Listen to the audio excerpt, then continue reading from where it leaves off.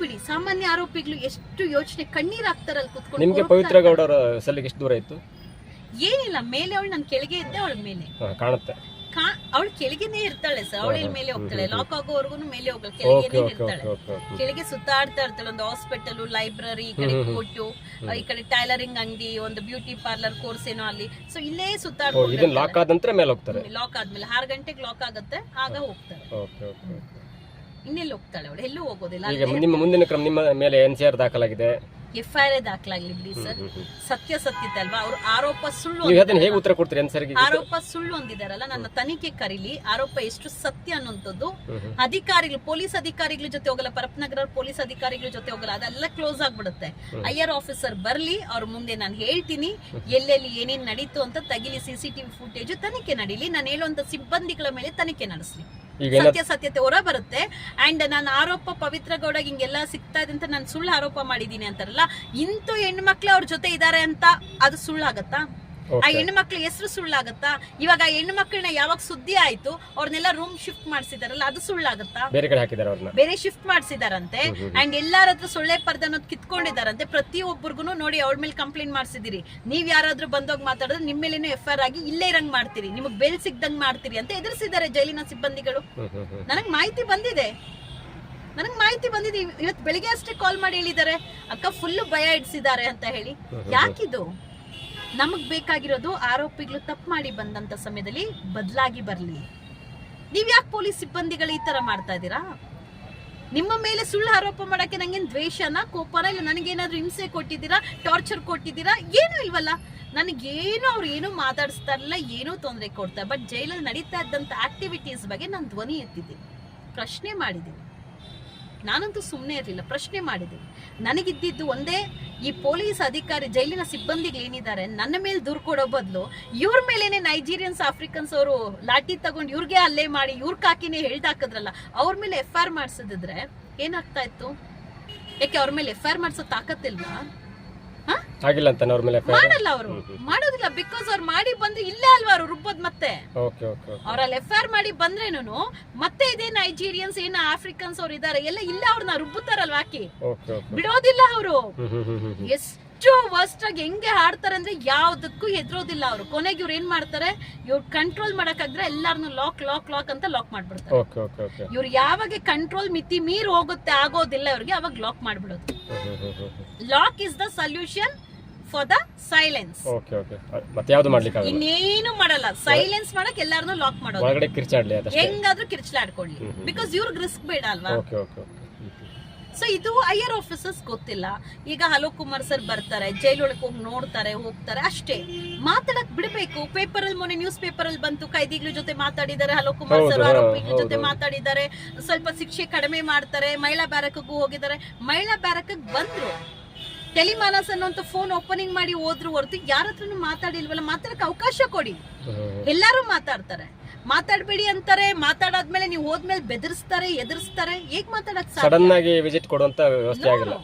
Sudden visit ಕೊಡ್ಬೇಕು, ಯಾರಿಗೂ ಗಮನಕ್ಕೆ ಇಲ್ದಿದ್ರೆ ಸಡನ್ ವಿಸಿಟ್ ಕೊಡ್ಬೇಕು. ಗೊತ್ತಾಗುತ್ತೆ ಅವಾಗ ಜೈಲ್ ಏನು ಅಂತ ಹೇಳಿ. ಜೈಲ್ ನಿಜವಾಗ್ಲೂ ಜೈಲ್ ಏನು ಅಂತ ಗೊತ್ತಾಗ್ಬೇಕಂದ್ರೆ ಇಡೀ ಜೈಲಿನ ಸಿಬ್ಬಂದಿಗಳಿಗೆ ಗೊತ್ತಾಗ್ಬಾರ್ದು. ಯಾರು ಹೇಳ್ಬಾರ್ದು, ಇಂತ ಒಂದು ಜೀಪ್ ಹೋಗ್ತಾ ಇದೆ, ಇಂತ ಒಂದು ಅಧಿಕಾರಿ ಬಂದಿದ್ದಾರೆ ಅಂತ ಹೇಳ್ಬಾರ್ದು. ಸಡನ್ ವಿಸಿಟ್ ಕೊಡಿ, ಎಲ್ಲಾನು ಬರುತ್ತೆ. ಅದು ಬೇಡ ಸರ್, ಕ್ಯಾಮ್ರಾಸ್ ಇದೆ ಸರ್, ಆಕ್ಸೆಸ್ ಕೊಡಿ, ಎಲ್ಲ ಕಡೆ ಆಕ್ಸೆಸ್ ಕೊಡಿ. ಮೇ ಬಿ ಆಕ್ಸೆಸ್ ಇರುತ್ತೆ ಅನ್ಸುತ್ತೆ, ನೋಡಲ್ವಾ? ಏನು ಪಬ್ಲಿಕ್ ಗೆ ಆಕ್ಸೆಸ್ ಕೊಡಿ, ತೋರಿಸಿ ಪಬ್ಲಿಕ್ ಗೆ. ಎಲ್ಲ ಆಫೀಸರ್ಸ್ ಗೆ ಆಕ್ಸೆಸ್ ಕೊಡಿ, ರಾಜಕಾರಣಿಗಳಿಗೆ ಆಕ್ಸೆಸ್ ಕೊಡಿ, CM ಗೆ ಎಲ್ಲದಕ್ಕೂನು, ಆಯೋಗಕ್ಕೆ, ಮಹಿಳಾ ಆಯೋಗಕ್ಕೆ ಆಕ್ಸೆಸ್ ಕೊಡಿ, ಹ್ಯೂಮನ್ ರೈಟ್ಸ್ ಗೆ ಆಕ್ಸೆಸ್ ಕೊಡಿ. ಅಲ್ಲಿರುವಂತ CCTV ಕ್ಯಾಮ್ರಾ ಆಕ್ಸೆಸ್ ಆಗ್ಲಿ. ಅದನ್ನ ಗಮನ, ಇವಾಗ ಟ್ರಾಫಿಕ್ ರೂಲ್ಸ್ ಫಾಲೋ ಮಾಡಿಲ್ಲ ಅಂದ್ರೆ ಹಿಡಿತಾರಲ್ವಾ, ಎಲ್ಲ ಕಡೆ ಆಕ್ಸೆಸ್ ಕೊಡ್ಲಿ. ಎಲ್ಲಿ ತಪ್ಪಾಗಿದೆ, ಎಲ್ಲಿ ನಡೀತಾ, ಇಮಿಡಿಯೇಟ್ ಆಕ್ಷನ್ ತಗೊಳ್ಳಿ. ಅವಾಗ ನಮ್ಮಂತವ್ರು ಯಾಕೆ ಧ್ವನಿ ಎತ್ತಿ ತರ ಆರೋಪ ಮಾಡಿದ್ರು ಅಂತ ಹೇಳಿ ಸುಳ್ಳು ದೂರು ದಾಖಲು ಮಾಡುವಂತ ಕೆಲಸ ಈ ಜೈಲಿನ ಸಿಬ್ಬಂದಿಗಳು ಮಾಡ್ತಾರೆ. CCTV ಕ್ಯಾಮ್ರಾ ಕಂಪ್ಲೀಟ್ ಆಕ್ಸೆಸ್ ಕೊಡಿ.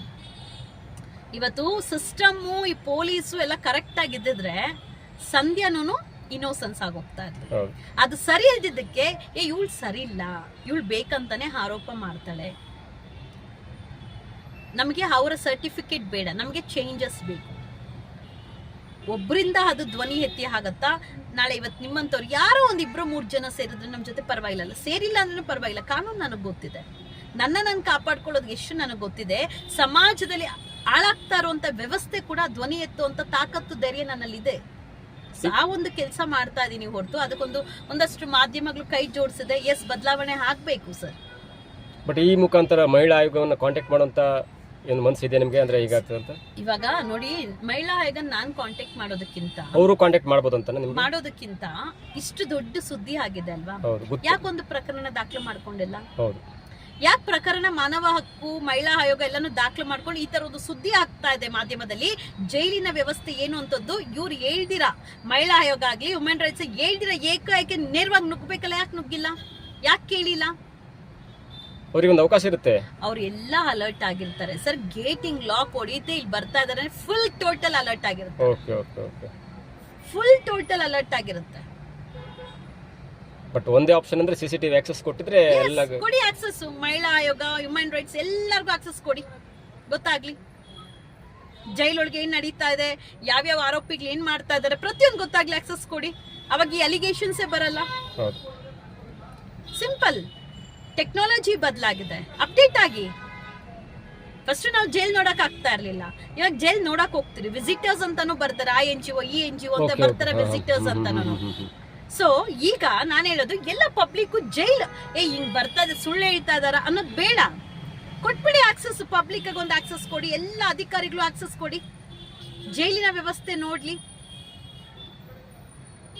ಚೇಂಜಸ್ ಆಗ್ಬೇಕು, ಆಗ್ಲೇಬೇಕು ಚೇಂಜಸ್. ನಮ್ಮಲ್ಲಿ ಕಾನೂನು ಸರಿ ಇದೆ, ಅದನ್ನ ಕರೆಕ್ಟ್ ಆಗಿ ಉಪಯೋಗಿಸ್ತಾ ಇಲ್ಲ. ಅಂಡ್ ಸರ್ಕಾರಿ ಅಧಿಕಾರಿಗಳಿದ್ದಾರೆ, ಕೈಯಲ್ಲಿ ಅವ್ರಿಗೆ ಕಾನೂನ ಉಪಯೋಗಿಸುವಂತ ತಾಕತ್ತಿದ್ದಾವೆ ಆ ಕಾಯ್ದೆಗಳನ್ನ, ಆದ್ರೆ ಅವರು ದುರುಪಯೋಗ ಮಾಡ್ತಾ ಇದಾರೆ. ಯಾರ ಮೇಲೆ? ಅಮಾಯಕರ ಮೇಲೆ.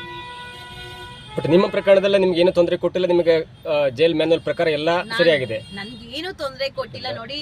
ನಾವೇನು ಅಲ್ಲೇನು ಊಟ ತಿನ್ನಕ್ಕೆ ಹೋಗ್ಬೇಕು, ಮತ್ತೊಂದಕ್ಕೆ ಅಲ್ಲೆಲ್ಲ ಮೇಕಪ್ ಮಾಡ್ಕೊಂಡು ಸುತ್ತಾಡ್ಕೊಂಡಿರ್ಬೇಕು ಅಂತ ನಮಗೆ ಆದಂತ ರೆಸ್ಪಾನ್ಸಿಬಿಲಿಟಿ ಇರುತ್ತೆ, ನಮಗೂ ಆದಂತ ಯೋಚನೆಗಳಿರುತ್ತೆ. ಬಟ್ ಆದ್ರೂ ಅಲ್ಲಿರುವಂತ ವ್ಯವಸ್ಥೆ ನೋಡಿದ್ರೆ, ಅಲ್ಲಿರುವಂತ ಜನರು ನೋಡಿದ್ರೆ ಮುಗ್ಧರಿದ್ದಾರೆ, ಒಬ್ರಿಗೊಂಥರ ಮತ್ತೊಬ್ರಿಗೊಂಥರ ಮುಗ್ಧರಿದ್ದಾರೆ. ಅವ್ರನ್ನ ನೋಡ್ತಾ ಇದ್ರೆ ಕೆಲವರು ತಪ್ಪು ಮಾಡಿ ಪಶ್ಚಾತ್ತಾಪ ಹಾಕ್ತಾರೆ ಅವರಿದ್ದಾರೆ, ತಪ್ಪು ಮಾಡ್ದಿರಾ ಬಂದಿರೋರಿದ್ದಾರೆ.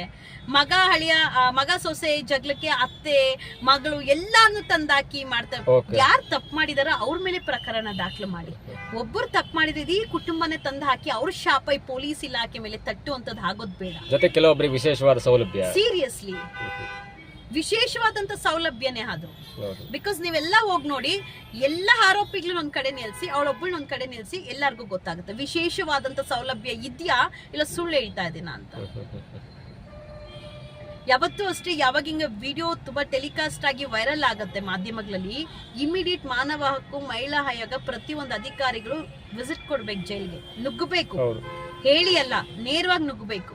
ಬಟ್ ಅಲ್ಲಿಂದ ಜೈಲಿನ ಸಿಬ್ಬಂದಿಗಳು ಎಲ್ಲ ಪ್ರಿಪೇರ್ ಆಗೋಗಿದ್ದಾರೆ, ಇದೇ ತರ ಕೊಡ್ಬೇಕು. ಈ ಒಂದು ತಿಂಗಳ ತನಕ ಇದೇ ಮುಂದುವರ ನೀವೇನಾದ್ರೂ ಮುಂದಿನ ಹಂತ? ನಾನೀಗ ಕಾನೂನು ಹೋರಾಟ ಮಾಡ್ತೀನಿ, ನಾನು ಹೈಕೋರ್ಟ್ ಅಲ್ಲಿ ಹಾಕ್ತೀನಿ, PL ಫೈಲ್ ಮಾಡ್ತೀನಿ, ಖಂಡಿತವಾಗ್ಲೂ ಅಲ್ಲಿ ಪಾರ್ಟೀಸ್ ಮಾಡ್ತೀನಿ. ಬಿಕಾಸ್ ಇವ್ರು NCR ಮಾಡಿ ಅಷ್ಟಕ್ಕೆ ಬಿಡೋದಲ್ಲ. ಇದು ಆರೋಪ ಅಂದಿದ್ದಾರೆ, ಇದು ಆರೋಪ ಅಲ್ಲ, ಸತ್ಯ ಅನ್ನೋದು ಹೇಳ್ಬೇಕಲ್ವಾ? ಸತ್ಯ ಅನ್ನೋ ತನಿಖೆ ಹಾಕ್ಬೇಕು ಅಲ್ವಾ? ಜೈಲು ಅಂದ್ರೆ ಆಗಿನ ಕಾಲ ಜೈಲು ನಾವು ಸಿನಿಮಾಸ್ ಅಲ್ಲಿ ನೋಡ್ತಾ ಇದ್ವಿ, ಎಷ್ಟು ಸ್ಟ್ರಿಕ್ಟ್ ಆಗಿರ್ತಾ ಇತ್ತು. ಈಗ ಯಾಕೆ ಕ್ರೈಮ್ ಕೇಸಸ್ ನಮ್ ರಾಜ್ಯದಲ್ಲಿ ಹೆಚ್ಚಾಗ್ತಾ ಇದೆ ಅಂದ್ರೆ, ಇಷ್ಟೇನಾ ಜೈಲು, ಎಲ್ಲ ಸಿಗುತ್ತೇನೆ ಇಷ್ಟೇನಾ ಜೈಲು? ಹೊರಗಡೆ ಪೋಷಕರು ಎಷ್ಟು ಕಷ್ಟ ಪಡ್ತಾ ಇದಾರೆ ಅನ್ನೋದು ಗೊತ್ತಿಲ್ಲ. ಅಲ್ಲಿನೊಳಗೆ ಆರೋಪಿಗಳನ್ನು ದುಡ್ಡು ಹಾಕ್ಸ್ಕೊಳ್ತಾರೆ, ಇವ್ರು ಹಾಕ್ತಾರೆ, ಅವ್ರಲ್ಲಿ ತಿನ್ಕೊಂಡು ಮಜಾ ಮಾಡ್ತಾರೆ. ಪರಿವರ್ತನೆಯಲ್ಲಿ ಜೈಲು ಅಂದ್ರೆ ಪ್ರತಿಯೊಂದರ ಬೆಲೆ ಗೊತ್ತಾಗ್ಬೇಕು, ಪ್ರತಿಯೊಂದು ನಾವು ಮಿಸ್ಸಿಂಗ್ ಆಗೋದನ್ನ ಫೀಲ್ ಮಾಡ್ಬೇಕು, ಅನುಭವಿಸ್ಬೇಕು, ಅಳಬೇಕು, ಆ ದುಃಖ ನಮ್ಮಲ್ಲಿ ಬರ್ಬೇಕು, ಸಾಕಪ್ಪ ಇದು ಅನ್ಸ್ಬೇಕು ಜೈಲು ಅಂದ್ರೆ. ಇನ್ನೊಂದು ಸಲ ನಾನೇ ಹೇಳ್ತೀರಲ್ಲ, ಇನ್ನೊಂದಷ್ಟು ಸಲ ಬರ್ತೀನಿ ನಾನು ಬೇಕಿದ್ರೆ. ಇವಾಗ ಯಾರೋ ಹೇಳಿದಾರಲ್ಲ, ಕಂಪ್ಲೇಂಟ್ ಆಗಿದೆ ಬರ್ತಾರೆ, ನೀವು ಜೈಲ್ಗೆ ಬರ್ತೀರಾ, ಮತ್ತೆ ನಿಮ್ಮ ಮೇಲೇನು FIR ಆಗುತ್ತೆ, ನೀವು ಬೇಲ್ ಸಿಕ್ಕಿ ಹೋಗೋದಿಲ್ಲ ಅಂತ. ಈ ತರ ಬೆದರ್ಸೋದಲ್ಲ. ನಾನು ಪ್ರಿಪೇರ್ ಸರ್, ಫಸ್ಟೇ ಪ್ರಿಪೇರ್ ಆಗಿರ್ತೀನಿ. ಯಾವುದೇ ಒಂದು ಪ್ರಕರಣಕ್ಕೂ ಫಸ್ಟೇ ನಾನು ಪ್ರಿಪೇರ್ ಆಗಿರ್ತೀನಿ, ಸಡನ್ಲಿ ಅಲ್ಲ, ಎಲ್ಲದಕ್ಕೂ ನಾನು ಪ್ರಿಪೇರ್ ಆಗಿರ್ತೀನಿ. ಸೊ ನನ್ನ ಮೇಲೇನು ನನ್ನ ವೈಯಕ್ತಿಕ ಒಂದು ಕಂಪ್ಲೇಂಟ್ ದೂರ ದಾಖಲಾದಾಗ ನಾನು ಪ್ರಿಪೇರ್ ಆಗಿದೆ, ನಾನು ಎಲ್ಲೂ ತಲೆ ಮರೆಸ್ಕೊಂಡು ಹೋಗಲ್ಲ. ಬಿಕಾಸ್ ನಾನು ಎಲ್ಲರ ಬಗ್ಗೆ ಪ್ರಶ್ನೆ ಮಾಡೋಳು, ಎಲ್ಲಾರನ್ನೂ ಧ್ವನಿ ಎತ್ತಿ ನಾನು ಮಾತಾಡೋಳು, ಎಲ್ಲರ ಬಗ್ಗೆನೂ. ನಾನೇನಾದ್ರು ತಲೆ ಮರೆಸ್ಕೊಂಡು ಹೋಗಿದ್ರೆ ಏನಂತ ಇದ್ರು, ನೋಡಿ ಇವಳು ಎಲ್ಲರ ಬಗ್ಗೆ ಮಾತಾಡ್ತಾಳೆ.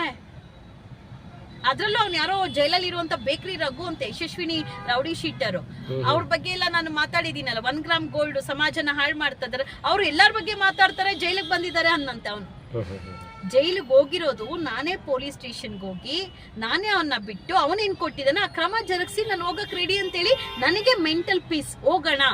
ಬಿಕಾಸ್ ನಾನು ಮೆಂಟಲಿ ಡಿಸ್ಟರ್ಬ್ ಆಗಿದೆ ಹೊರಗಡೆ ನೋಡಿ ಹೋಗೋಣ ಅಂತೇಳಿ ಹೊರಗಡೆ ನಾನೇ ಇಷ್ಟಪಟ್ಟು ಹೋಗಿ ಬಂದಿರೋದು. ಇಲ್ಲ ತಲೆ ಮರೆಸ್ಕೊಂಡು ಹೋಗಕ್ ಆಗಲ್ವಾ ನನಗೆ?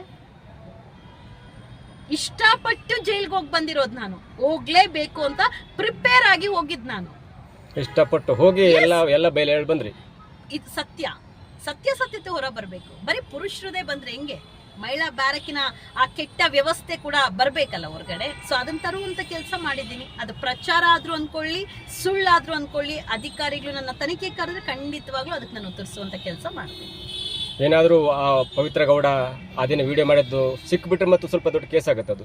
ಇಲ್ಲ, ಸಿಗುತ್ತೆ. ನಾನು ಹೇಳಿದ ಡೇಟ್ ಹಾಕಿ ಖಂಡಿತವಾಗ್ಲೂ ಸಿಗುತ್ತೆ. ಓಕೆ, ಅವ್ರ ಮೊಬೈಲ್ ರಿಟ್ರೀವ್ ಮಾಡಿ ಸಿಕ್ಕೇ ಸಿಗುತ್ತೆ. 100% ಸಿಗುತ್ತೆ. ಸಿಸಿಟಿವಿ ಫುಟೇಜ್ ಸಿಗುತ್ತೆ. ಸಿಸಿಟಿವಿ ಫುಟೇಜ್ ಮುಂದೆನೆ ಅಲ್ವಾ ಕೂತಿರೋದು, 100% ಸಿಗುತ್ತೆ.